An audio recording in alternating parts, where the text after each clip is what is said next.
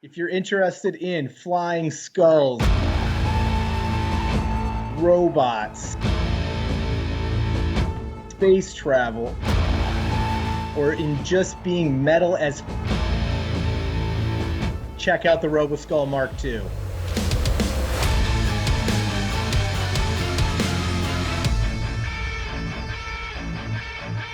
Hi guys, and welcome to our segment of Collector's Spotlight. Today we have a very special episode, and with me I have my co-host Mr. Simon Flack.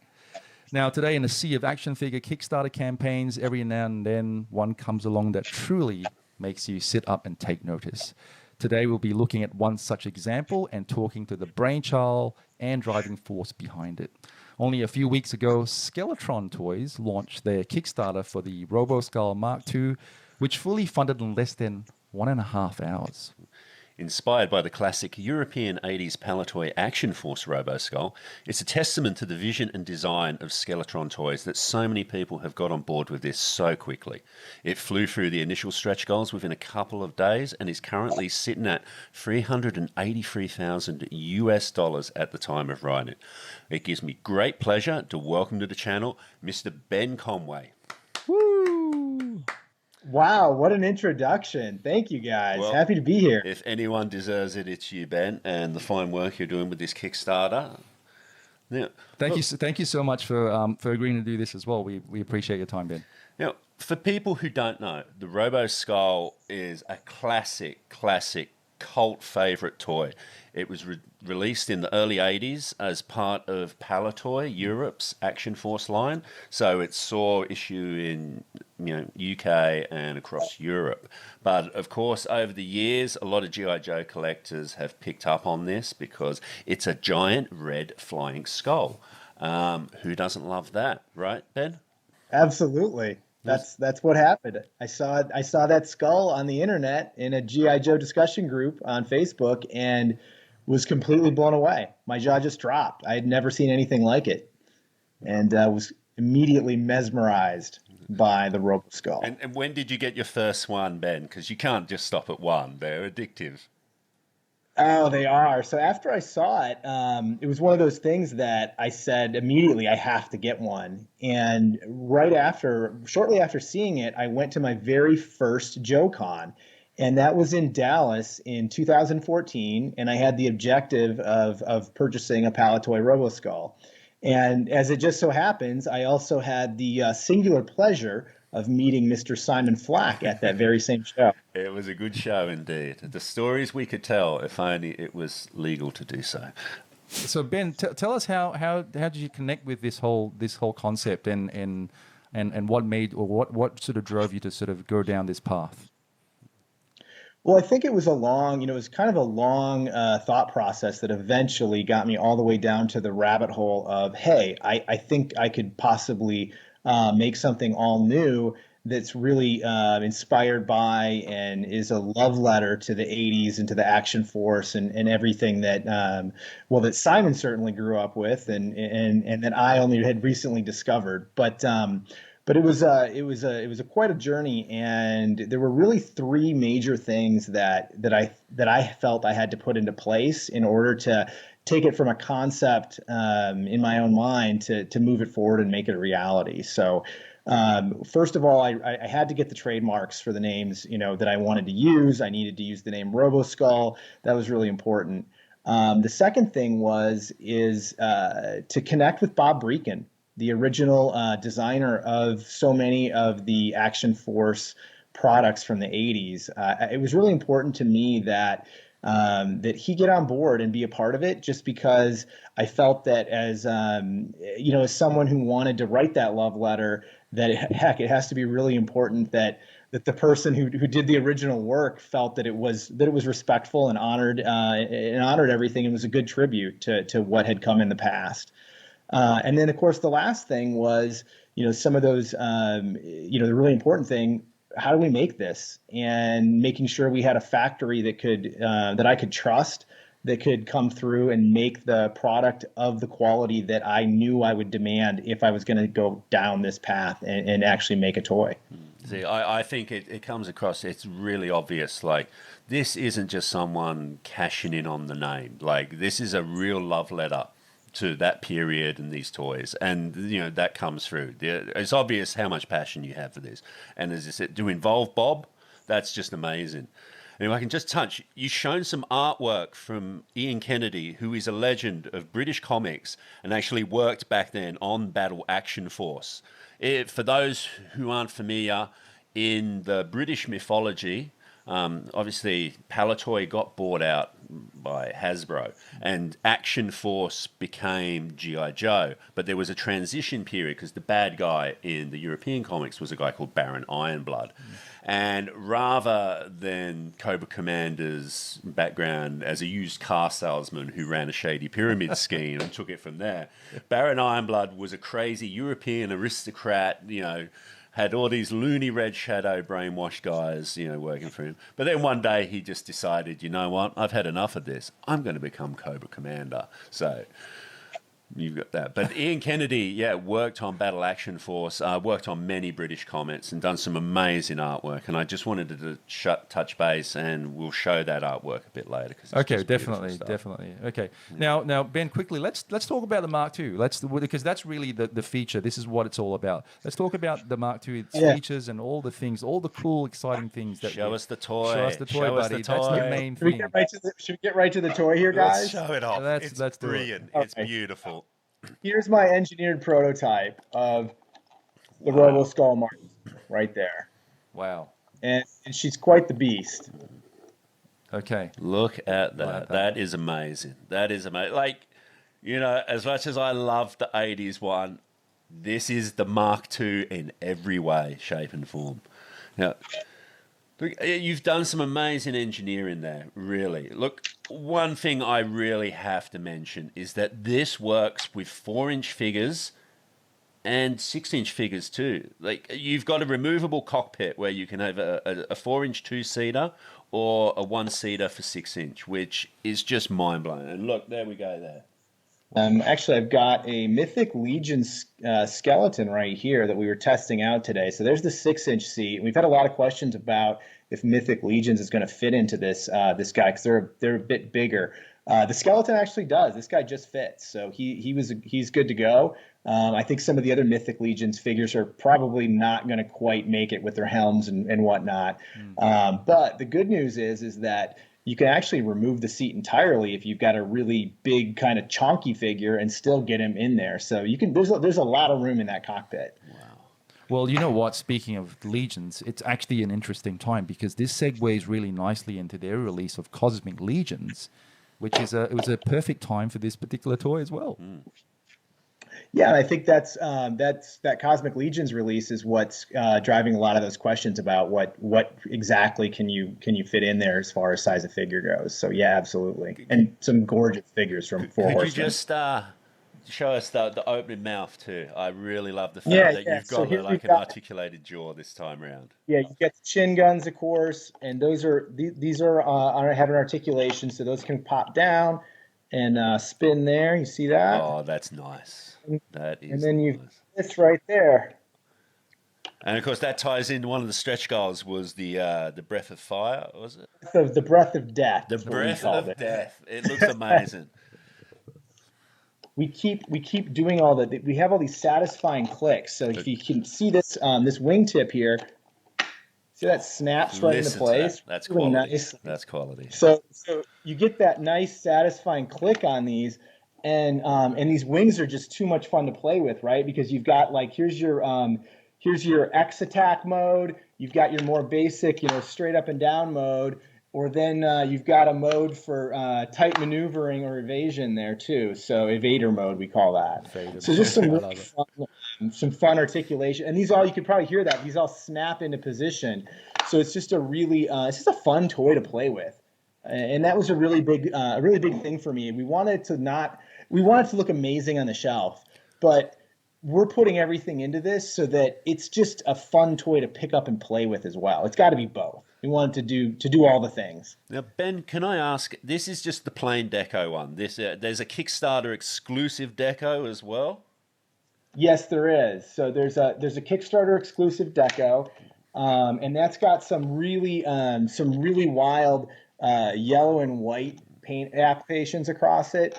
And so it's got almost like a horn effect across the top, and then that comes down across the skull in almost a kind of a war paint fashion, which was a mashup between some different things. We had a great designer on this named Alex Wu, who did just some mind-blowing work on the design of this. And really, at the end of the day, a lot of the design work that you see here really comes straight out of Alex's kind of genius, wild and crazy brain. So that was a great process to go through to get him to put a whole bunch of wild, really cool things on paper, and then just to refine and refine and refine from there until we had what we felt was the perfect toy to move forward with. We mentioned a little bit before. You pretty much flew through. What was this initially? You had 8 stretch goals that you got through in 21 hours. We had 6 initially, 6. so yeah, we had 6, and we went through them in 21 hours, which was it was a really wild ride.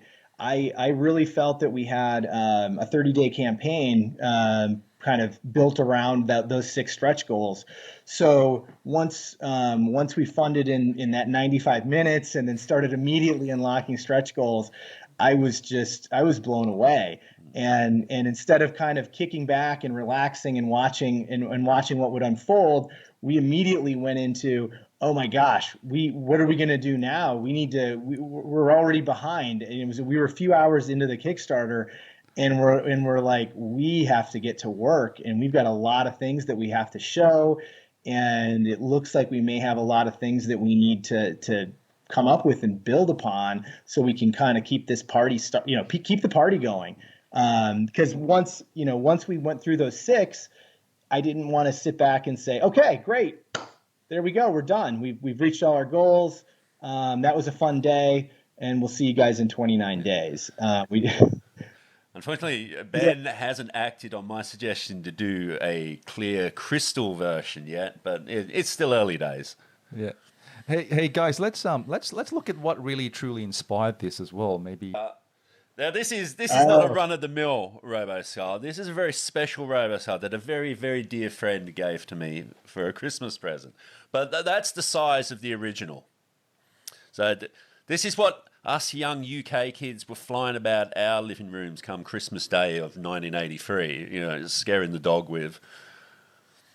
But saying that has that's a beautiful one. I see you've got a similar one up there on your shelf. Yeah, so here's the twin brother to what Simon's got over there. He's got gold and I've got silver. So beautiful. And don't they make a beautiful pair? I've been told it's a very exclusive club, that one. very exclusive club. So, I think there's two of us.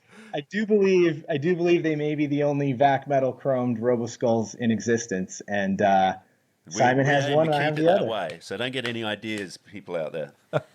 Hey, so Ben, I have a question for you, and this more sort of alludes to the whole idea, the conceptualization, and perhaps also taking that leap of faith. We have a fascination here also in terms of how people think about manufacturing and going into Kickstarter campaigns. How did you? I mean, what was your thought process? What sort of made you go, yes, this is what I'm doing, and I'm going to try and I'm going to do it with all the risk involved, and I suppose the forecasting and thinking whether it will work or won't.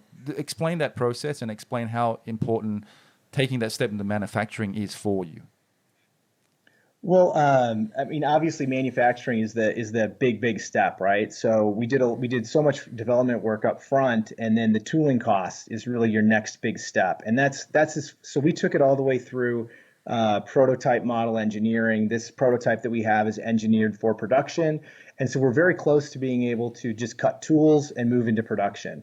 As far as all the things that go prior to that, right, Clinton? There's a lot. That's what you're saying. There's so much there, and there really is. And I think the philosophy for me on this project was, it's a passion project. I wanted to make something that appealed to me. There's so many great companies out there making toys right now, but the reason I decided to start this and do this was I didn't think anyone was going to make a Roboskull the way that I wanted a Roboskull made. So that was for me the opportunity, and the reason that I wanted to do it.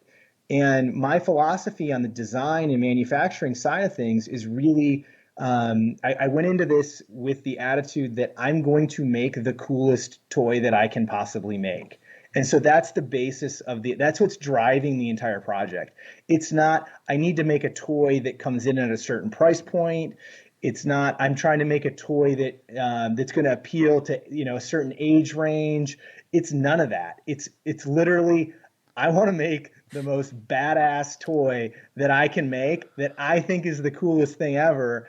And I hope that when I do that, that's going to resonate with other fans of the brand. Well, it clearly is. It clearly is. Like, I think we can see the proof is there. Like I said, in the first 24 hours, it funded, you unlocked all the stretch goals you had, it had to go to well.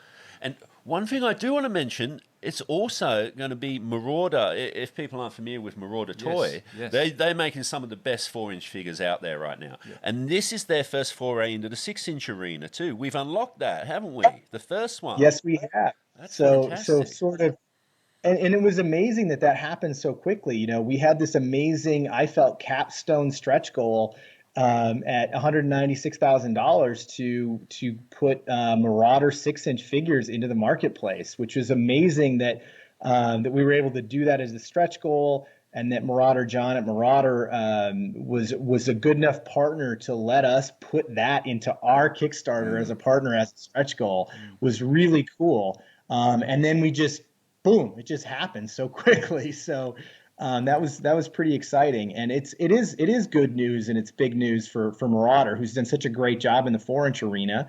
And obviously, I think it was only a matter of time before he entered the 6-inch figures. He's already been making 6-inch scale weaponry, much in the same way that he started into 4-inch that way. But what a great partner to be able to work with Marauder and his track record of just quality, success, service, just a top-notch, top-flight company to be associated with. Oh, cool. It's great news. It is great news. Yeah. It is a really good time to be a collector. Absolutely. It really is. And kudos to you too, Ben. I mean, like I said, there's always the person that does it rather than think about it or talk about it. The person that actually making does that it. leap to go from a dreamer to an actual maker is just an amazing step to do. Yeah. I love the nitty-gritty side of things as well. With the tooling, what were the limitations and what were the guide sort of like the constraints of, let's say, tooling? Because I know tooling is such a massive process. I think a lot of people don't appreciate where a Kickstarter comes along, exactly how much is involved. Like a lot of people, here's my money, take it. And they don't understand that it can take years.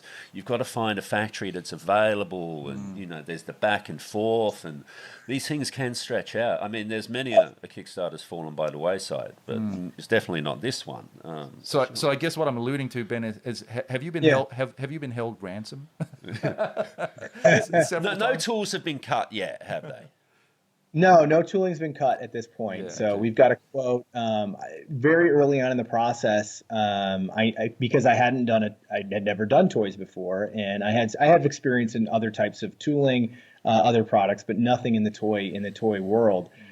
So I had asked for a very shoot from the hip price, but it's very difficult to get a price on something that you haven't designed yet. So it's a catch-22 because I wanted to know, okay, is the costing viable for me to even go down this path at all? Because it's a large vehicle. I knew it was going to be a large vehicle. So I went off of a very rough estimate, and I said, that's viable. We can make that work. And then subsequent to that, what happened is I added massive amounts of articulation, lots of cool stuff like the prisoner transport. That's an entirely additional piece that goes inside. And did so many things that drove the cost of the product up from what I think we all thought it might be at the very beginning before we designed it all out. So when we got the actual tooling price, it was significantly more than what we had guessed on the front end of this. Wow. But but again, that's something I think that you have to be prepared for when you go down, when you go up down a path like this. This has been 2.5 years from the time that I thought about it, and then actually started making some calls to see if it was viable. So it's been a 2.5 year process leading up to the Kickstarter. I just want to point out that the price that you are selling the Roboskull at is actually less than what Hasbro is asking for their HasLab Sky Striker. And if you ask me, I think that's a work of genius. I just think there's so much more involved in the Roboskull Mark II than a Sky Striker that I could rant about here that we've seen dozens of times over the last 10 years with minimal retooling, but that's a story for another day. I think, Ben, you need to hire him as your creative and marketing director. Well, I will say, Simon, that on that note, I think that the Sky Striker from HasLab's fantastic. I think it's great that there's so many toys out there. I've got a lot of O-ring friends that are really pumped about the fact that there's an O-ring Sky Striker out there. And at the same time, I get it. I certainly wanted a vehicle that would accommodate 6-inch, and that was even before the 6-inch line launched for Joe Classified. I think that the G.I. Joe Classified line is one of the most amazing, kick-ass, thoughtful, fantastic toy lines that I've seen in a long time. And I haven't been this excited about G.I. Joe since Pursuit of Cobra came out, and that's a decade ago at this point. So lots of great things happening. So with the toy itself, the physical toy, now with the association with a lot of the hardcore Joe fans, that association with Marauder and stuff like that, maybe also describe the process in terms of like you said, the conceptualization, because people, and it draws a lot of influence and inspiration from a lot of toy properties, right? So if people who don't know, like I said, the hardcore aspect of this particular toy and Palitoy, explain that, why that is important in terms of the physical aesthetic of the toy. Yeah, there's a lot I think to unpack there, Clinton, and I don't know if I'll get all those little bits that you're searching for. Where it draws from, yeah. It draws the product clearly draws inspiration from Bob Brechin's designs and in the Palitoy Roboskull, right? So that's an inspiration point. But we really didn't want to do something that was derivative of what's been done before. And for me, I just mentioned actually Pursuit of Cobra, a line that was done about 2010, and that was the G.I. Joe team with John Warden, who's still at Hasbro. And he really did some amazing things with G.I. Joe and made G.I. Joe, did an updated version, quality articulation, forward-looking designs that respected everything that had come before, but really fresh ideas, and even new things like the Jungle Viper and the Data Viper, and just some really cool ideas. And that's really hard, I think, to gain acceptance when we as fans we have this dichotomy where we kind of say we want something new, but then we always want the thing that we had when we were kids. So it's a tough thing to really achieve both. And I think the Pursuit of Cobra line for me was really the epitome of nailing that, just really knocking it out of the park. Well said. What stretch goals have we got left? Absolutely. So we've got several stretch goals left. The one that we're about $15,000 away from is a Marauder 6-inch pilot character kit. So that's going to give you the Blood Wolf pilot helm, the brand new head sculpt underneath the helm, and then his secondary that's unique as well. And then that's going to be paired with the Weasel pilot. And that's also going to have, so that has the unique helmet, the secondary, and then a unique head sculpt. So that way you can take those kits and make, using Wolf Troopers that have already come out, make 2 new characters. So that's going to be unlocking. It seems like, we're on track for that to unlock.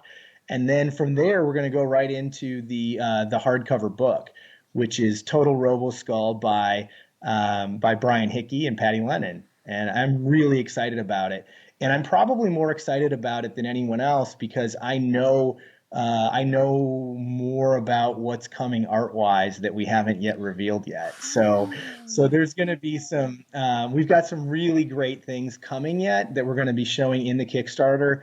I love art. We touched on Ian Kennedy a little bit, but the reason I went out, I found Ian Kennedy was because I wanted that beautiful packaging art that spoke to me when I was 5 years old and I walked into the store and saw that beautiful Hector Garrido packaging art. I mean, that's what really grabbed my attention. The figure articulation was great, but I think it was that painting of the figure that really lit my imagination on fire. And as great as the digital artwork is today, it's absolutely stunning. And we were using a lot of digital artwork in some of our process here, and we've got some great digital artwork. But for the packaging art itself, I wanted that old school vibe. And so the first place I looked, with respect to the UK roots, was who's available in the UK that could fit that sort of really lofty vision of what I had. Of course, Hector Garrido unfortunately has passed away a few years ago, but Ian Kennedy was right there, and his work is absolutely legendary, and he's still working, which is astounding. He's 89 years old now, and he completed the painting last year when he was 88, and it's gorgeous. Yeah. So just on a personal note, I'd like to ask, will the packaging take any cues from the old Action Force packaging? The red border and the yellow stripe and... Well, I will say that we haven't finalized the packaging design. So we've got the packaging art. You guys have probably seen kind of the vibe that we've got going with Skeletron. But I would expect that we're going to have something that's different. That's what I would say as far as that look and feel goes. Okay, so we're looking at a couple of pictures now, Ben, and I've got one here which has a shredder, a six-inch shredder in the cockpit. I mean, really, it's quite astounding when you make a toy, what I would call in the broadcast and film industry, of lateral thinking, of creating modular pieces that will accommodate two different sizes, so it makes everyone happy. This is quite visually pleasing. Well, I think that's the genius of what it is. Yes. You make a Jeep, right? Yeah. It's either going to fit 4-inch or a 6-inch. You can't do both because you've got everyone knows how big a Jeep is. This is a flying skull. It can be as big or small as you like. That's why the genius is it works on the two sides. Yeah. The two no, scales. I mean, more and more I can see why. Because I remember, Simon kept saying to me, "Dude, have you seen this? Have you seen this? This is the man. I want everyone to buy 3. I want everyone to have the Kickstarter exclusive one and 2 wingmen. Because we all know that when you have, in the 80s property, if there's an ace pilot, he always had 2 wingmen. Vader had 2. It's just the way of things. It's how it should be. It's the triad. It's perfectly balanced. So buy 3, everyone. So I can't argue with that, Simon. Yeah. So that photo we're looking at, that's an actual photo, right? That's not render. That's correct. That is a yeah. Beautiful. Yes. Great. Beautiful. And that's yeah. So we're just having a ton of fun with it, and we wanted to show the product with a bunch of other toy lines. This is beyond just it being for 4-inch and 6-inch, we really had this idea that this was going to be a community, positive energy, community event. That's what I wanted to do. Have something that feels very much for everyone, and I think it does go really great with Masters of the Universe. I think it goes great with Ninja Turtles. I think it clearly goes great with throw a red skull and piloting the Roboskull. So it fits a lot of different genres. I just had an idea. Now stuff the Rotons, man, because now in Masters of the Universe, all the Skeletor's minions can jump in this. That's it. I'm just looking at the photo now of the brainwashing transport. For a lot of people who don't know, the Roboskull itself had another compartment on the underside, a brainwashing. You stuck a prisoner in there, prisoner transport, and so we've got a fantastic little homage here again to one of the features of the original, which just goes to show the level of love, care, and attention that Ben is paying to this. Yeah. We've got this that pops right out there pops out, and then that comes with a stand, and you guys can have access to the photography for that to show how that I've how seen that works. This shot. It's beautiful. Just like Boba Fett, with a carbonite slab. He's got a little stand for it. It looks fantastic. It really does. Cool, man. And there's this beautiful red translucence in it too when it flips open, and it's just I love it. I love Translucent, that glow in the dark. trans- All we need now is a hologram, and we've completed the triad of great 80s feature. I think you're right. I think you might be right. That's the one thing we miss, Simon, is the hologram. It's been a long time since we've seen Visionaries or Supernaturals on the shelves. The hologram is completely a lost art in the toy world nowadays. So what happened to it? What happened to the hologram? Bring it back, I say. Bring it back. Absolutely. So Ben, tell us what do you think the future holds? I mean, this is obviously your first foray into manufacturing and the whole Kickstarter thing. What do you think the future brings, and what are you thinking? Let's just assume, Ben, this is done. And it's funded. A year's time, everyone's got 3 of them on their shelves. What's next? What can we see? Okay, Is there anything you can give us? I'm glad you prefaced it that way, Simon, because obviously we're going to stay laser focused on delivering the product that people have put their hard-earned dollars towards. So that's the mission, and until until our worldwide delivery is complete, that's what we're going to be focused on. Based on the response that we received from the Kickstarter so far, it's safe to say that we've got plans to continue and to do more really cool stuff. Shadow track. Sorry. But the idea with it's going to be, again, it's not going to be I'm not interested in just cranking out product after product. I'm really interested in making really thoughtful, really well designed products that I'm really proud of when we're done with them, and that hopefully the fans will continue to appreciate the additional, the thought and the design that we're putting into the products. Cool. So that'd be the goal. Do you think you're ever going to develop, say, like a whole backstory, like an IP type, canon and all that? Is that something in the works, perhaps? Who knows what the future holds, Simon. I will say that, for now, I feel like most of us adult collectors, we kind of know the stories that we like and have in our own head. So I think keeping it pretty loose with the Roboskull and letting you want to, Simon, you can bring this right in. You can play with your Care Bears or your My Little Ponies or whatever you want to do with it. He knows me so well. That's fine. That's your story to tell. So I like that. I like the idea of the Roboskulls existing in all the universes. So what he's saying is that the Saturday morning cartoon isn't out of the question yet. Look forward to it. Any parting words? Any parting words, Ben? Oh, just thank you guys for inviting me to be on. It was really nice that you invited me. It was great to hear from Simon, who I hadn't talked to in a while. So it was nice to see him pop up on my PMs, slid into my DMs there. So it was nice to hear from you, Simon. Dude, and if you haven't checked it out yet, I just hope that I hope everybody take a few minutes and check out the Kickstarter, because it's a ton of fun, and it's going to be a great project.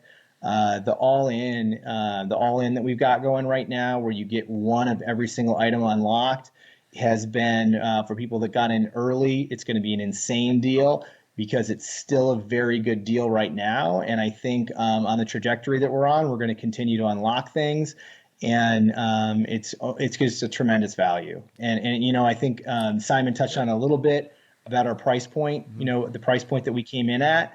I'll say that I don't think that the price point comparison you were making, Simon, is a bad price point.